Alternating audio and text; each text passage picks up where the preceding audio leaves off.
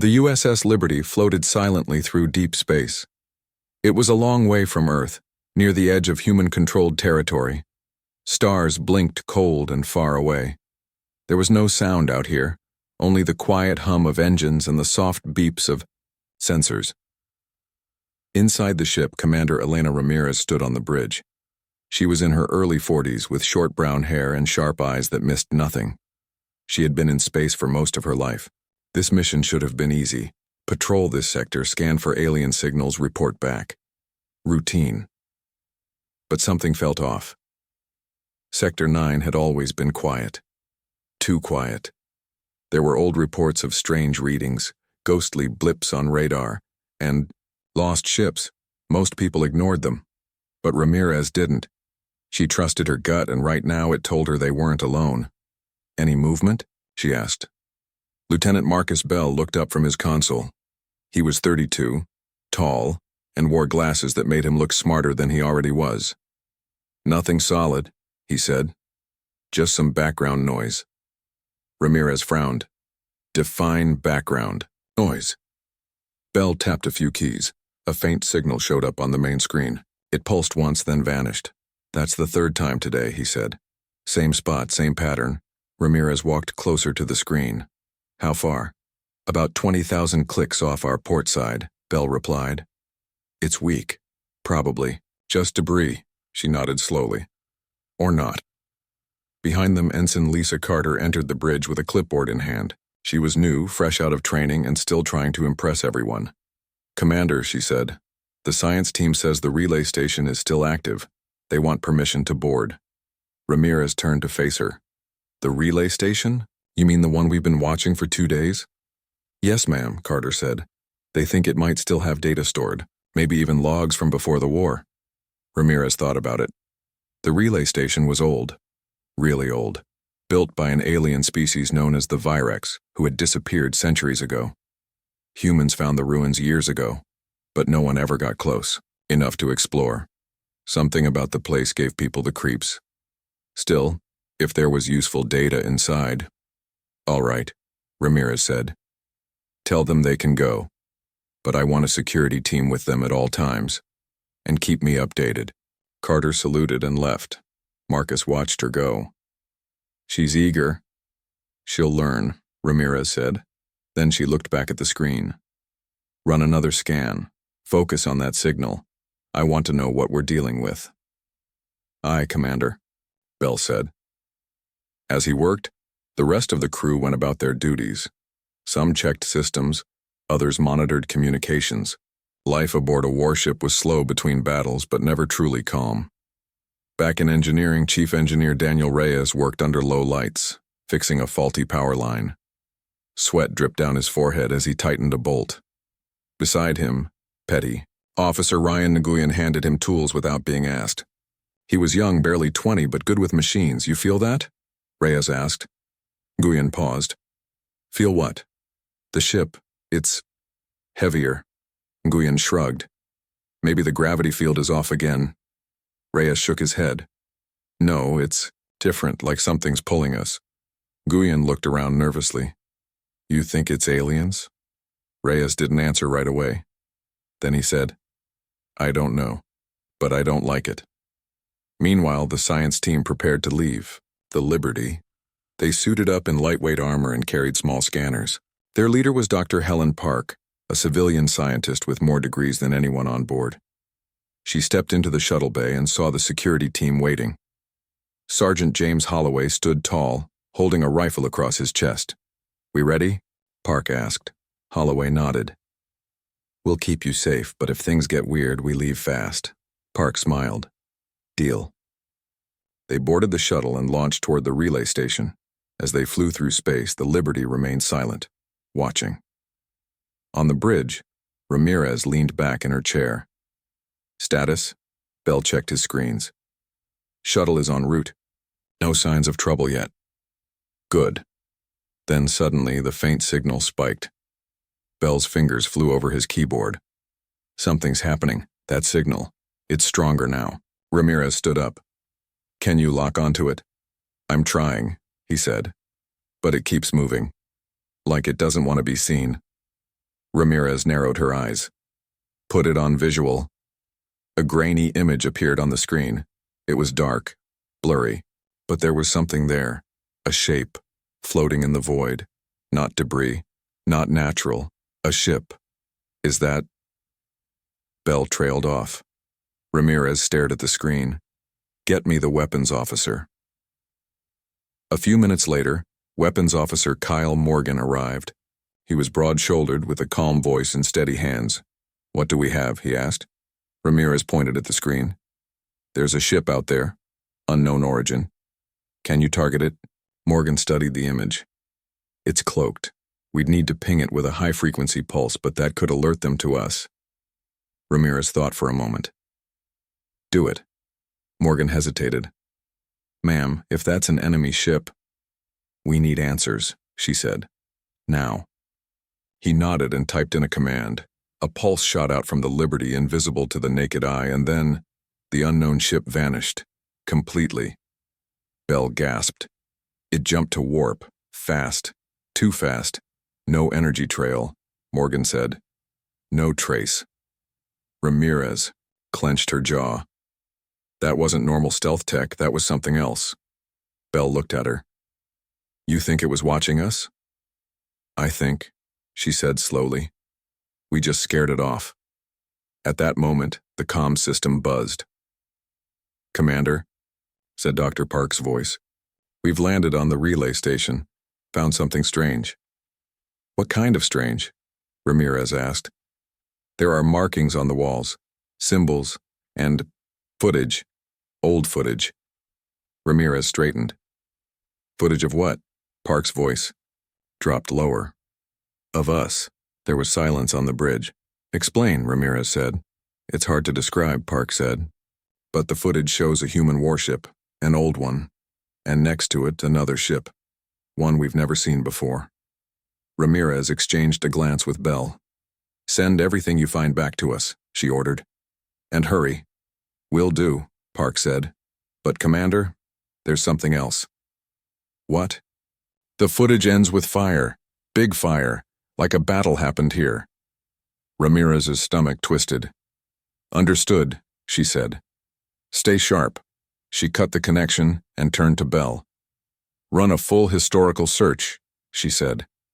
See if any human ships were ever recorded in this area during the war.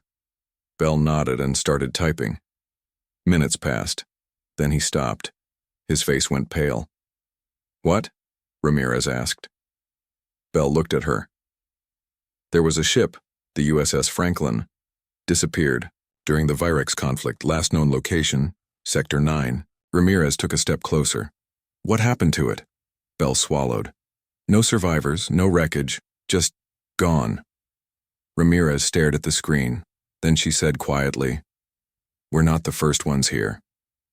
Back on the relay station, Dr. Park and the team moved deeper into the ruins. The air was thin but breathable.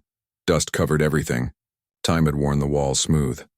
Suddenly, Park's scanner beeped. She looked down. This isn't possible. What? Holloway asked, stepping closer. This symbol, she said, pointing to a wall. It matches the one on the unknown ship we just saw. Holloway frowned. So the same species has been here twice? Once hundreds of years ago and now again? Park nodded. And they've been watching us. Back on the Liberty, Ramirez paced the bridge. Bell, she said, if that ship was watching us, why didn't it attack?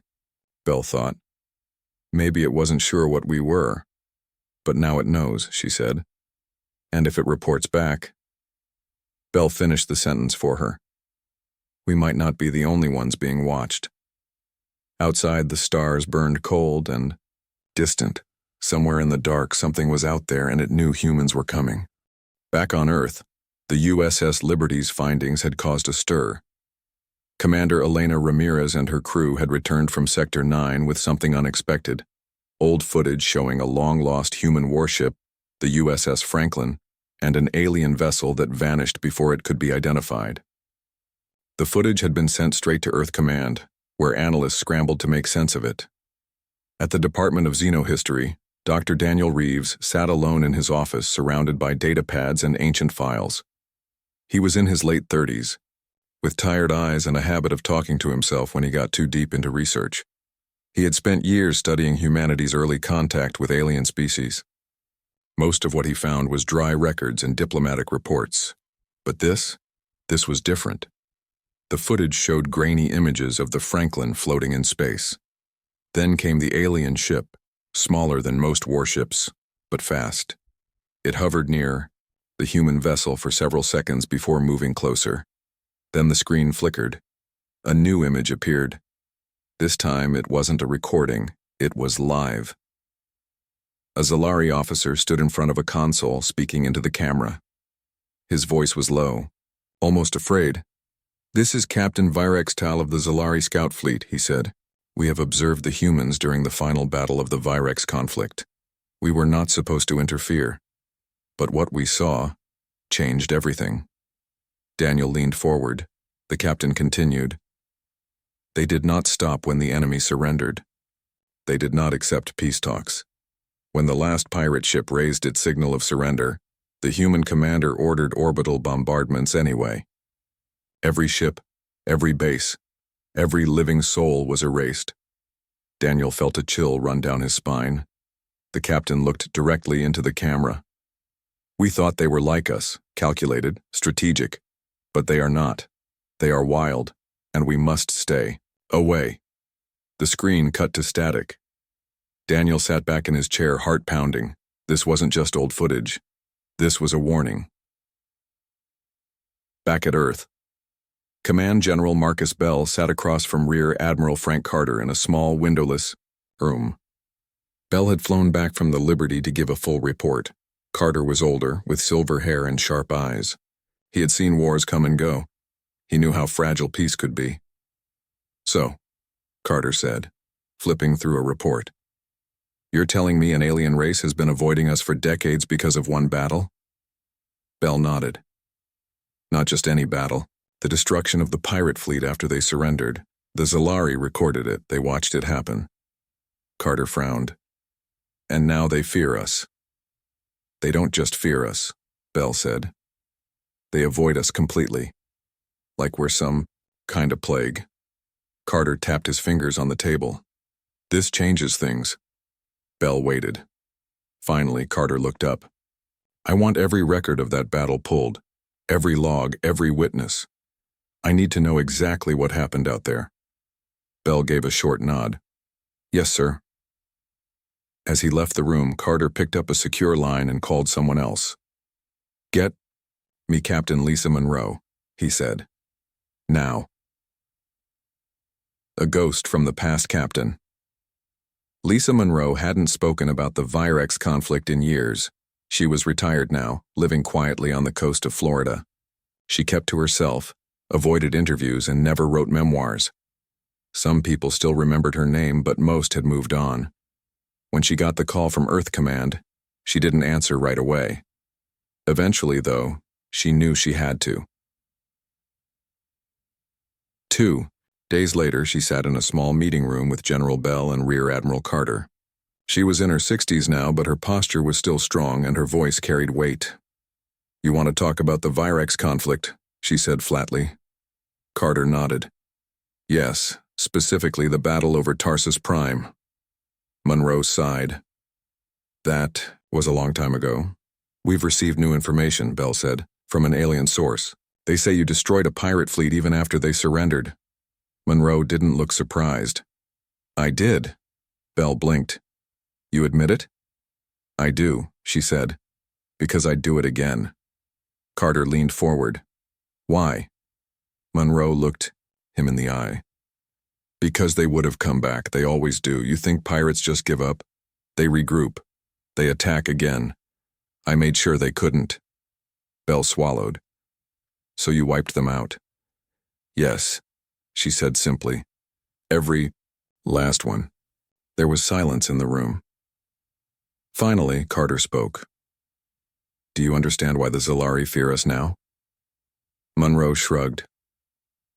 "I don't blame them. Humans aren't like other species. We don't follow rules unless we want to. We fight dirty. We win at any cost. Bell asked. Was it worth it? Monroe looked at him. We won, didn't we? No one answered. In deep space far from Earth, aboard the Zilari command vessel, Vialor, Captain Corven stood in the observation deck. He stared out at the stars, thinking.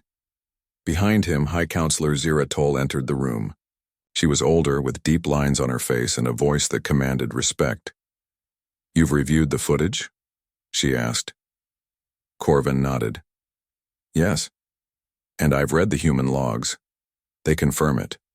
The Franklin was part of the fleet that destroyed the pirates. Ziratol walked beside him. And what do you think? Corven hesitated. I think we were right to stay away, but I also think we may have misunderstood them. Ziratol turned to him. Explain. They don't follow patterns, he said. They don't act like other species. They can be kind, they can be cruel, they can show mercy, and then take no prisoners. That unpredictability makes them dangerous. Ziratol studied him. Are you saying we should try to understand them better? I'm saying, Corven replied, that if we keep hiding from them, we'll never know who they really are. Ziratol was quiet for a long moment. Then she said, You want to make contact. Corven nodded. Face to face, no ships, no weapons, just 2 officers, 1 from each side. That's risky, she warned. It's necessary, he said. If we want to survive among them, we need to learn how they think. Ziratol looked out at the stars again. Very well. But if anything goes wrong, you will answer to the conclave. Corven bowed slightly. Understood.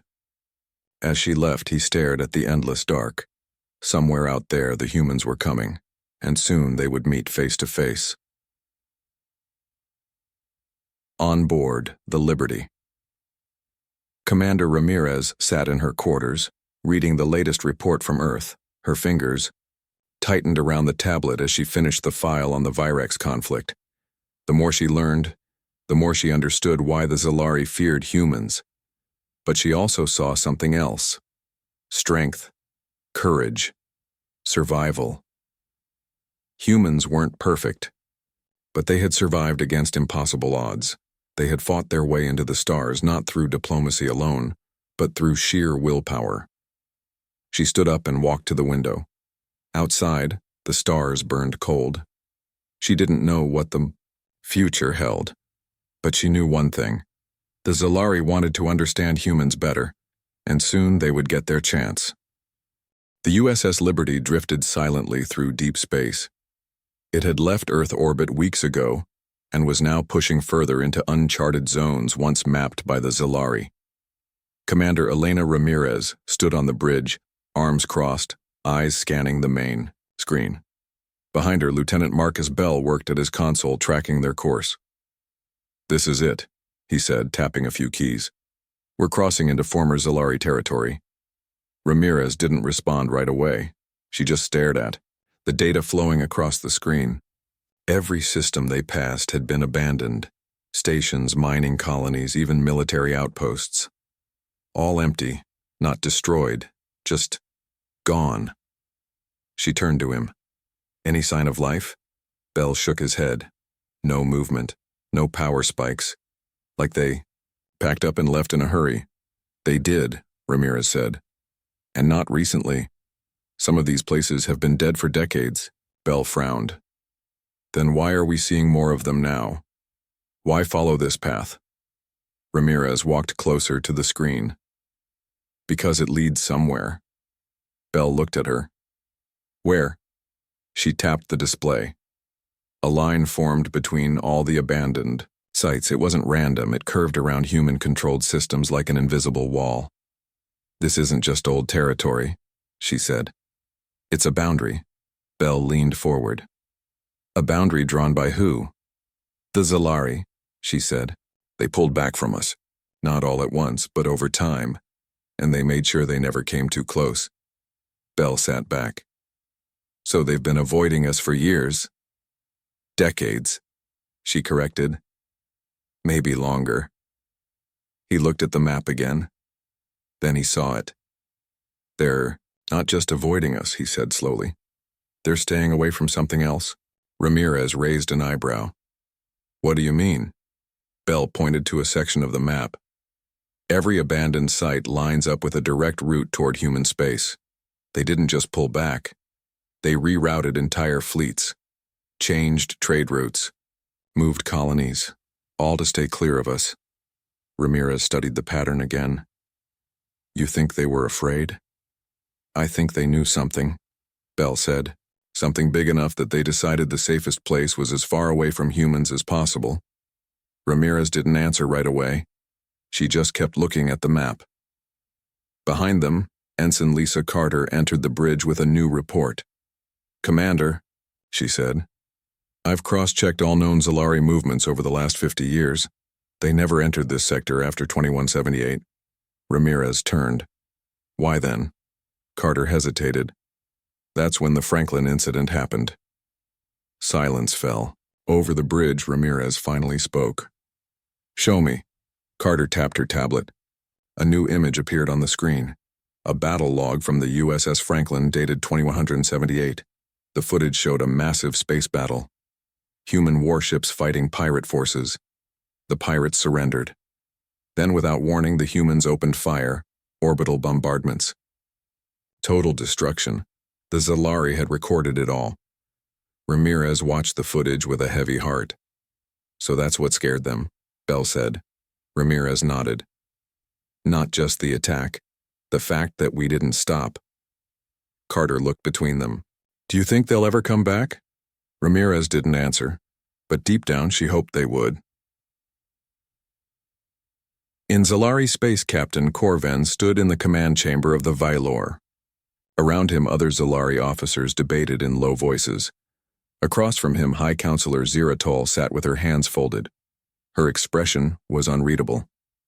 You still believe contact is necessary? She asked. Corvan nodded. More than ever. Ziratol sighed. You understand the risk. I do, he said. But I also understand the cost of doing nothing. She studied him for a long moment. Then she turned to the others. We will allow Captain Corvan to proceed, she said. Under one condition. What is it? Corvan asked. No weapons, no ships, you go alone, one officer, one meeting. Corvan bowed slightly. Understood. Ziratol looked at him carefully. And if they betray you? Corvan met her gaze. Then we will know what we feared most is true. Back on the Liberty. 2 days later, the Liberty received a message. It was short, requesting peaceful contact, neutral ground, no weapons, 2 officers only. Ramirez read it twice before handing it to Bell. Well, he said, looks like they want to talk. She nodded. We should accept. Bell looked surprised. You don't want to check with Earth Command first? I already did, she said. They approved it. With conditions. Bell raised an eyebrow. What kind of conditions? That we don't take any weapons, she said, and we keep it short. Bell smiled slightly. Sounds risky. It is, she agreed. But sometimes the only way to understand someone is to sit down with them and see what they're really like. Bell thought about it. Who's going? Ramirez looked at him. You. Bell blinked.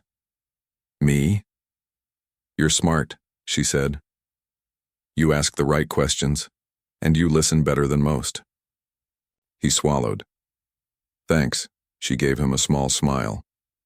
Don't get used to it. The meeting point, the chosen location, was an old orbital station built by the extinct Virex species.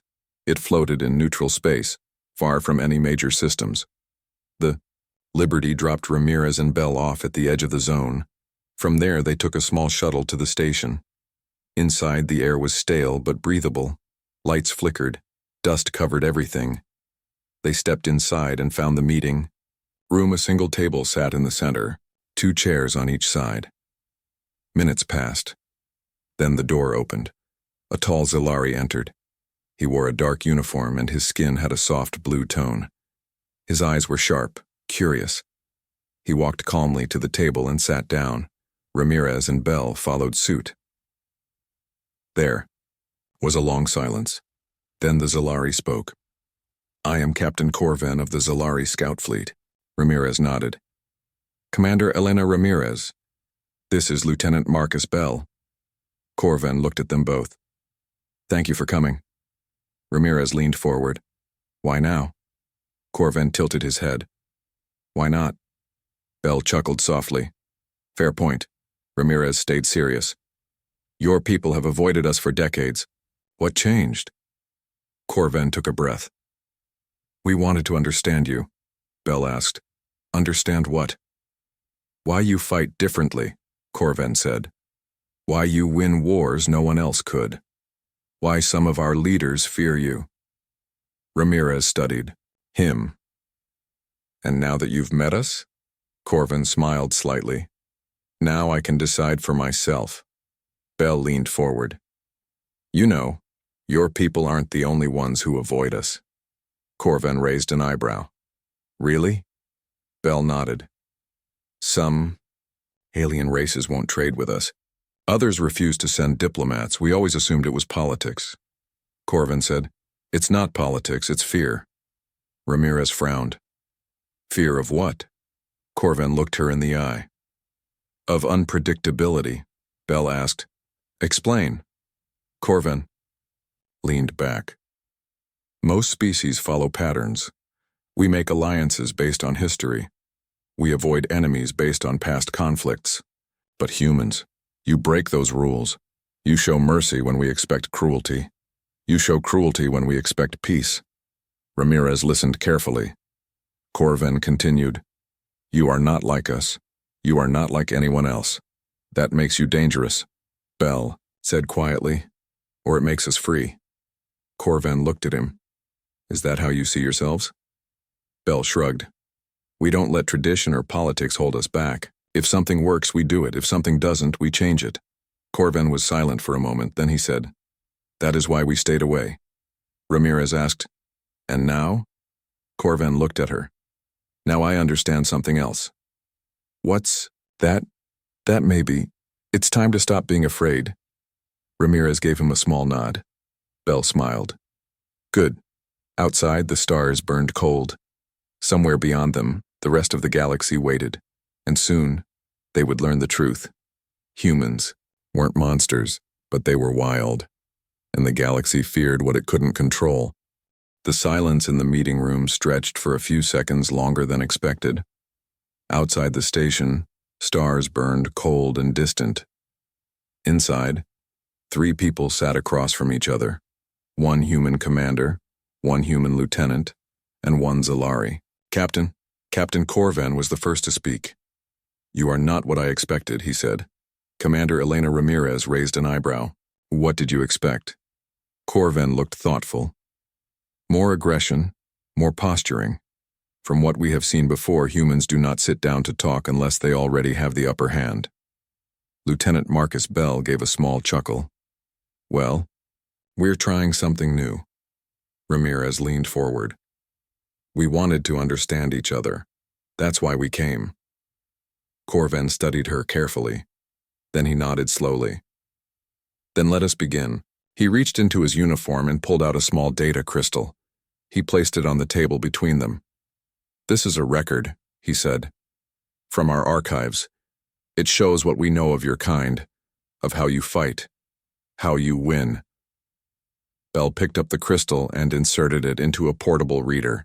The screen flickered to life, showing grainy footage. It was old. The USS Franklin, surrounded by enemy ships during the Virex conflict. The battle had gone long, and both sides were worn down. The pirate fleet, their last stand, had finally raised a white flag. But the humans didn't stop. They fired. Orbital bombardments. Total destruction. No survivors. The Zalari had recorded it all. Bell watched the footage with a grim face. When it ended, he handed the reader back to Ramirez. She looked at Corven. You saw that happen? We did, he said, and we never forgot it. Bell asked, So you ran? Corven didn't deny it. Yes, we ran. Ramirez frowned. Why now? Why come back? Corven folded his hands on the table. Because we needed to know if all humans are like that. If every warship we see will act the same way. If every human commander will destroy their enemies without mercy. Bell met his gaze. Not all of us are like that. Corven tilted his head. No, but enough of you are. There was another pause. Then Ramirez spoke. Tell me what you think of us. Corven took a breath. We thought you were like us. Calculated, strategic. We believed your wars followed rules, that you fought for survival or resources. But then we saw what you did to the pirates. You didn't need to kill them. They surrendered. And still, you wiped them out. Ramirez didn't flinch. Sometimes mercy isn't weakness. Sometimes it's a mistake. Corven looked surprised. That's not what most diplomats would say. Bell shrugged. We're not diplomats. No, Corven agreed. You're soldiers. Ramirez leaned back. So what happens now? Corven looked between them. Now we decide what this means. Bell asked, do your leaders know about this meeting? They do, Corven said. Some support it. Others fear it. Ramirez crossed her arms. Fear what? That by understanding you, we may also become vulnerable to you. Bell shook his head. We're not here to attack. I believe you, Corven said. But belief does not always match reality. Ramirez studied him. You really don't trust us, Corven sighed.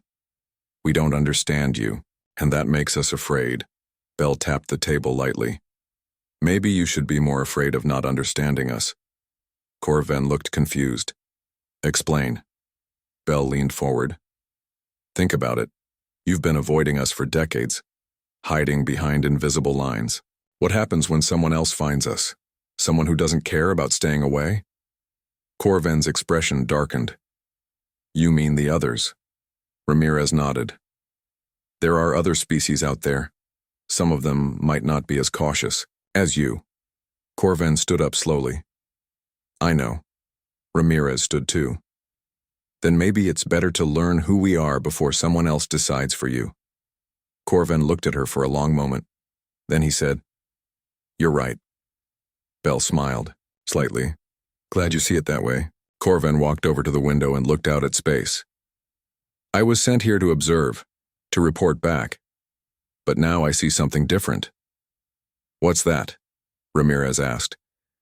That humans are not just warriors, not just monsters. He turned to face them again. You are unpredictable, Bell grinned. That's kind of the point. Corven nodded. Yes, and that is what scares the galaxy. Ramirez crossed her arms. Maybe it should. Corven returned to the table. I will tell my people what I have seen, that some humans can be cruel, but others try to understand. Bell added, and some of us just want to survive. Corven looked at him. Then perhaps we are not so different after all. Ramirez extended her hand. Truce? Corven hesitated only briefly before shaking it. Truce. Outside, the stars blinked silently. Inside, history had just been made. Back on Earth, Dr. Daniel Reeves sat in his office reading the latest reports from the Liberty. He had spent years studying alien records. He had read thousands of pages about humanity's early contact with other species. Most of it was dry, boring. But this was real. A Zalari captain had met two human officers face to face. No weapons, no ships, just conversation, and something had changed. Reeves flipped through the transcript of the meeting. He paused at a line Corven had said. Humans are not like us. They do not follow patterns. They are not bound by tradition. They are wild, and the galaxy fears what it cannot control. Reeves closed his eyes for a moment. Then he opened them and typed a message to Earth Command. Recommendation: open dialogue with Zalari leadership. First peaceful contact established. Potential for alliance. He hit send. Across town, Rear Admiral Frank Carter read the message and leaned back in his chair. He wasn't sure what this meant yet, but he knew one thing. Humanity was no longer just feared. They were being understood. In deep space back aboard the Valor, Corven stood before the High Council. Shira Toll watched him closely. You met them. I did, Corven said. And? She asked. Corven took a deep breath. They are not what we thought. Shira Toll raised an eyebrow. Explain. They fight hard, he said. But they also listen. They do not follow the same rules as other species. They make decisions based on what works, not what is expected.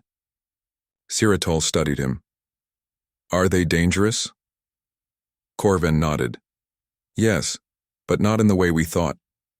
She waited. He continued. They do not fight because they enjoy it. They fight because they must. Because they have survived too many battles to trust anyone else to protect them. Ziratol was quiet for a long time.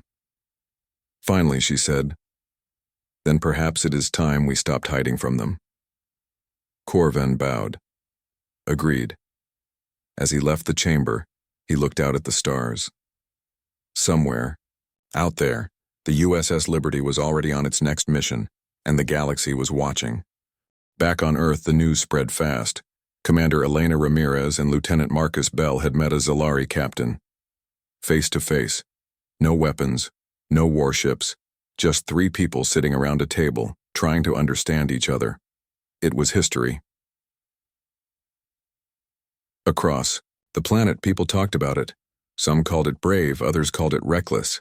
But everyone agreed on one thing. It changed everything. At Earth Command, Rear Admiral Frank Carter sat in his office reading reports from the meeting. He flipped through pages filled with quotes, observations, and notes from both sides. He paused. At one line, Corven had said, "You are not like us, you do not follow patterns, you are wild, and the galaxy fears what it cannot control." Carter closed the file and leaned back in his chair. Then he picked up his secure line and made a call. We need to prepare, he said into the receiver. Others will hear about this, and they won't all be as cautious as the Zalari. In deep space, the USS Liberty was already on its next mission. Ramirez stood on the bridge looking out at the stars. Behind her, Marcus Bell worked at his console, tracking their route. Where are we headed?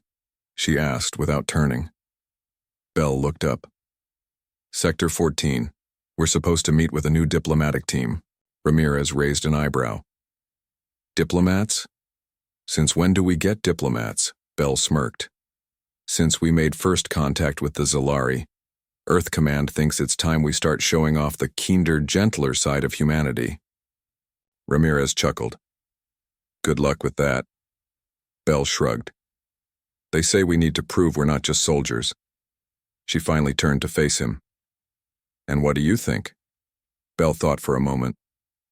I think we are soldiers. But we're also more than that. We fight when we have to. But we also learn. We adapt. That's what makes us different. Ramirez nodded slowly. That's what makes us dangerous. Bell gave her a small smile. Maybe. Or maybe it's what makes us worth understanding. Outside, the stars burned cold and distant, and somewhere far away others were watching. On Zalari home, World Captain Corven stood before the High Council once again. Shiratal looked at him carefully. You told them the truth. Corven nodded. I did. And now? She asked. Now the council chamber was full. Other leaders listened closely. I believe we must decide what kind of future we want with humans, Corven said. We can keep hiding, or we can learn from them. A voice from the back spoke up. Learn what? Corven turned. How they survive, how they win, how they make enemies and still come out stronger. Another counselor frowned. You speak as if we should admire them. I do, Corvin said simply. Because they are not like us. They do not follow rules. They do not wait for peace talks. They act.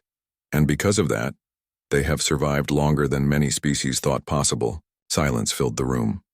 Finally, Ziratol spoke. And what do you recommend? Corvin took a breath. Open dialogue. Exchange knowledge. Perhaps even limited trade. Some counselors looked shocked, but Ziratol only nodded. Very well. Corvin bowed. Thank you. As he left the chamber, he looked up at the sky. Stars blinked above him. Somewhere out there, the humans were coming, and this time, the Zalari would not run. Across the galaxy, news traveled fast. Other species heard about the meeting between humans and Zalari. Some were curious. Others were afraid. On a warship belonging to the Varun Empire, a high-ranking officer read the report and scowled. They met face to face, he growled. Yes, his aide replied. No weapons, no ships, just talk. The officer tapped his claws on the table. Then they are weak. His aide hesitated. Or smart. The officer snarled. We do not talk. We conquer. He stood up. Prepare the fleet. It is time we tested these humans ourselves. In another part of space, aboard a peaceful trading station, a diplomat from the Relari Federation read the same report. She smiled. This could be the beginning of something good, she whispered. Behind her, another diplomat asked, You really think so? She nodded. Yes, humans may be unpredictable, but they are also willing to listen. That is more than I can say for most empires. Back on Earth, Dr. Daniel Reeves watched the reactions across the galaxy with growing interest. He sent another message to Earth Command. Recommendation: prepare for increased alien contact. Some will seek diplomacy, others may seek conflict. Either way, humanity is no longer invisible. He hit send, and then he leaned back in his chair. Humanity had stepped onto the galactic stage, and the galaxy was watching. Back on the Liberty, Ramirez sat in her quarters reading the latest updates. Bell knocked on the doorframe. You busy? He asked. She looked up. Always. He walked in and handed her a data pad. New orders. She scanned it quickly. Then she raised an eyebrow. A diplomatic strike team? Bell grinned. Earth Command wants us to lead it. Ramirez sighed. I'm a soldier, not a politician. Bell shrugged. Yeah, but you're also the one who made first contact. That counts for something. She looked at him. And you? I'm coming too, he said. Someone has to keep you from blowing up any ambassadors. She smirked. Noted. Outside, the stars burned bright, and ahead, new missions waited. Final transmission. Across the galaxy, rumors spread, stories of a human warship that didn't follow the rules. Some races feared them, others respected them, and a few began to understand them. Because while other civilizations played politics and followed traditions, humans did what worked. Sometimes that meant fighting, sometimes that meant talking, but always, it meant surviving. And sometimes, that scared the hell out of everyone else.